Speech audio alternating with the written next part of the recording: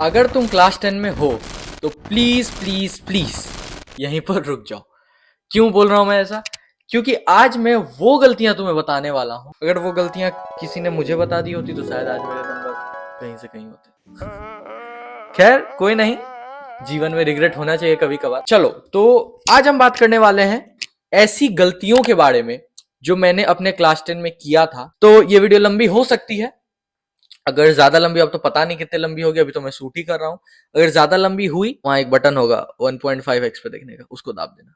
ठीक है, चलो स्टार्ट करते हैं। Mistake number 1, going for too many resources. ये गलतियां अक्सर बच्चे लास्ट के 2 महीने में करते हैं, और वो ये है कि ज्यादा से ज्यादा रिसोर्स इकट्ठा करने की।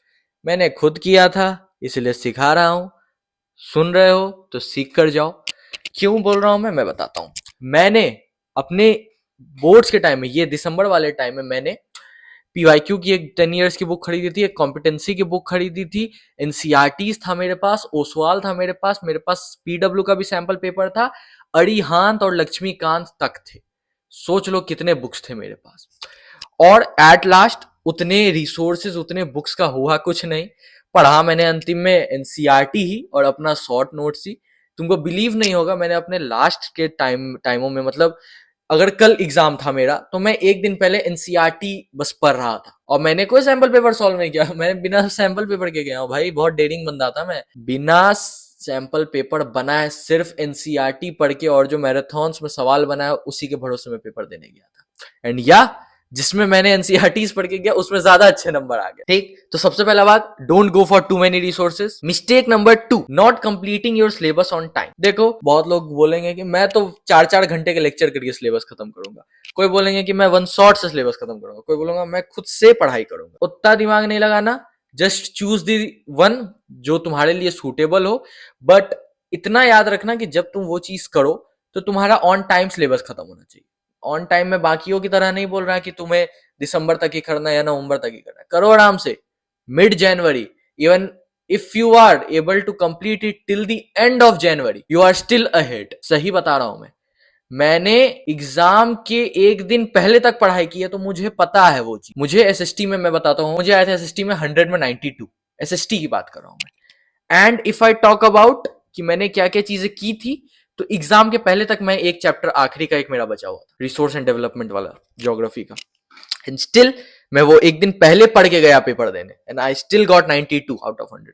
तो डरने वाली कोई बात नहीं। बस हाँ, वो गलती मत ही करना। मैं अलग बंदा था, मुझसे कंपटीशन नहीं करना है। बस ट्राई करो कि जनवरी के एंड तक तुम्हारा सिलेबस खत्म हो जाना चाहिए, ताकि last 15 to 17 days which you get in Feb, तुम उसमें सिर्फ क्वेश्चन प्रैक्टिस, पीवाईक्यूज करो, सैंपल पेपर करो, बस। Mistake number 3, doubting your self. मैंने बहुत किया है, इसलिए मुझे पता है क्या डाउट किया, मैं बताता हूं। मेरे आए हाफ ईयरली के नंबर, इस पे एक अलग वीडियो बन सकती है, लेकिन चलो, मेरे आए हाफ ईयरली के नंबर, नहीं बता सकता कितने आए, बस आए थे। उसके बाद जब मैं बाकी बच्चों के नंबर देख रहा हूँ, बाकी बच्चों से पूछ रहा हूँ कितना कंप्लीट हुआ, तो सब बोल रहे हैं कि मैं 3 बुक बना रहा हूँ, मैंने तो सैंपल स्टार्ट कर दिया। किसी ने बोला मैं अक्टूबर में ही सिलेबस खत्म कर दिया, कोई बोल रहा है मैं अप्रैल में ही वन शॉट वीडियो से पढ़ के लेक्चर खत्म करके मैं सब कुछ करके बैठा हूँ। मुझ पे खुद पे डाउट होने लगा, भाई क्या मैं सही में पढ़ाई कर रहा हूँ कि नहीं।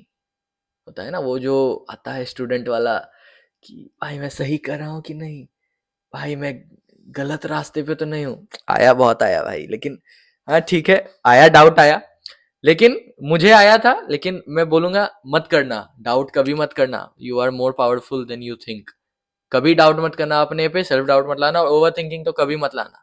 ओवर थिंकिंग कभी मत लाना, चाहे वो अभी हो चाहे वो एग्जाम के टाइम। करना क्या है, जब भी डाउट वाली चीजें आए, अच्छा सा मोटिवेशन वाला गाना सुन लो, जो बस तुम्हें अच्छा फीलिंग करा दे, बस वो चीज कर लो। बस डाउट मत करना अपने आप।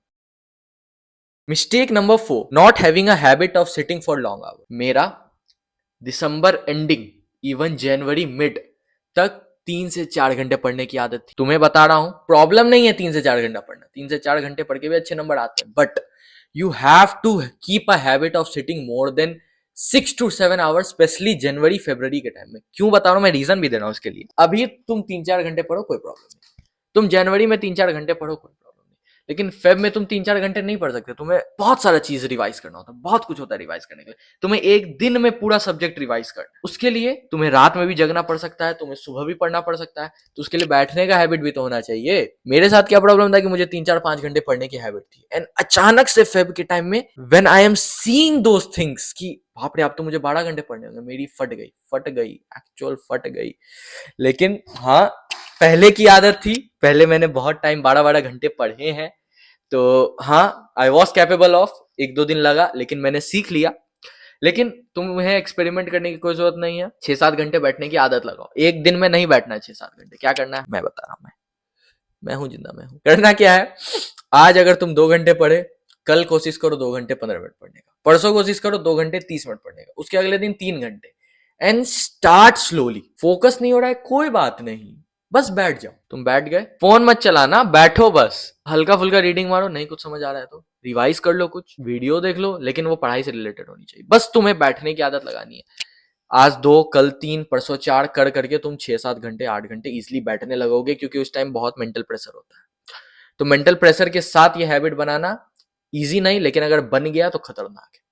और मैं इवन ये भी बोलूंगा कि एग्जाम खत्म होने के बाद भी ये हैबिट मत छोड़ना। मैंने छोड़ दी, अभी फिर दिक्कत में हूं, फिर सीख रहा हूं, तुम मत छोड़ना। Mistake number 5, not being exam ready. चलो बहुत बच्चे तो होंगे जिसने सिलेबस खत्म नहीं किया होगा, लेकिन आई नो बहुत सारे बच्चे होंगे यहाँ बैठे हुए जिनका सिलेबस खत्म होगा या almost they are going to finish that. तुम लोग के लिए टिप ये है, और मिस्टेक जो मैंने किया था ये है, तुम्हारा सिलेबस खत्म हो गया तो रिलैक्स मत कर जाना कि सिलेबस खत्म है रिवीजन होते रहेगा, बिल्कुल नहीं। यू आर कॉन्फिडेंट इनफ कि हाँ माय सिलेबस इज कंप्लीटेड, बिना कुछ सोचे रिवीजन में भिड़ जाना। ये टाइम बहुत इंपॉर्टेंट है उनके लिए भी जिन्होंने कुछ नहीं किया, और उनके लिए भी जिन्होंने सब कुछ कर लिया। अगर तुमने कुछ नहीं किया तो करना, परेशान हो गए हम लोग 2.5 साल से, ये भी परेशान हो गए, हम भी परेशान हो गए, करो फिर तो करो।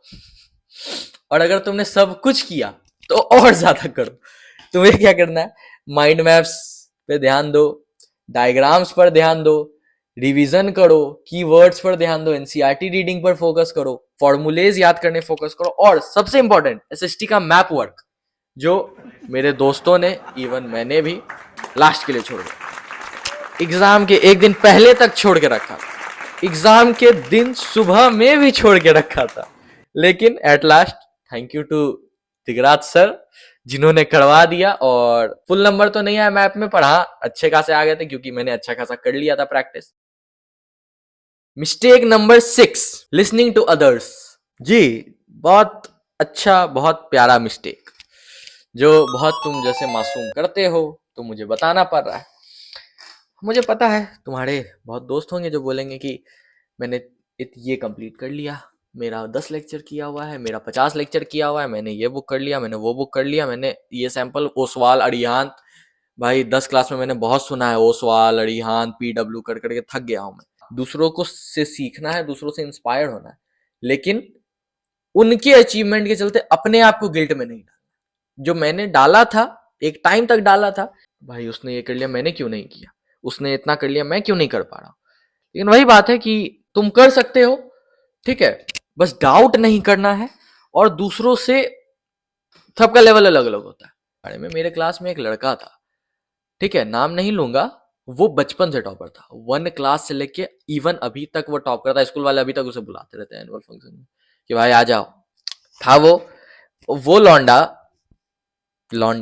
9th क्लास के एंड में 10th खत्म करके बैठा था, 10th का सिलेबस राइट खत्म करके बैठा था, और वो बंदा पूरा 10th सिर्फ रिवीजन किया। और सबसे खतरनाक बात, क्लास 10 के दिसंबर के टाइम में उस बंदे ने अपना सैंपल पेपर लॉन्च कर दिया था। हमारे स्कूल में सैंपल पेपर पीडीएफ सर्कुलेट हो रहा है, जो हम लोग के स्कूल के मेरे क्लास के बच्चे टॉपर ने बनाया है। सोचो कितना खतरनाक लेवल का फटा होगा मेरा खास करके, और मेरे जैसे बच्चों का जिन्होंने सिलेबस नहीं कंप्लीट किया। सोचो। तो हाँ, you have to listen to others, you have to get inspired, you don't have to overthink on it. And the last mistake number 7 and the last mistake which I did and I am regretting it till today, ये एक ऐसी गलती थी भाई जिसका regret अभी तक होता है। कसम से अभी तक रिग्रेट होता है। वो था नॉट सॉल्विंग पीवाईक्यू। मैं जब 10th में था, इसी टाइम का बात कर रहा हूँ, दिसंबर जनवरी का, तो मैं सोचता था कि पीवाईक्यूज तो होते रहेंगे, क्या ही है, पीवाईक्यू से कितने ही सवाल आते हैं, क्वेश्चन बैंक्स में भी तो पीवाईक्यू है, सैंपल पेपर में भी तो पीवाईक्यू है, मैराथन्स में भी तो पीवाईक्यू होता है, टॉप 100 क्वेश्चन जो टीचर लोग लाते हैं उसमें भी तो पीवाईक्यू होता है। नहीं, पीवाईक्यू की बुक करना और मैराथन्स के पीवाईक्यू बहुत अलग होते हैं। You have to do it, करो, नहीं कर रहे हो तो करो, सैंपल फेंक मारो, सैंपल में आग लगा दो, मैं बोल रहा हूँ सैंपल फेंक दो, क्वेश्चन बैंक फेंक दो, पर पीवाईक्यू नहीं भाई, पीवाईक्यू भगवान है।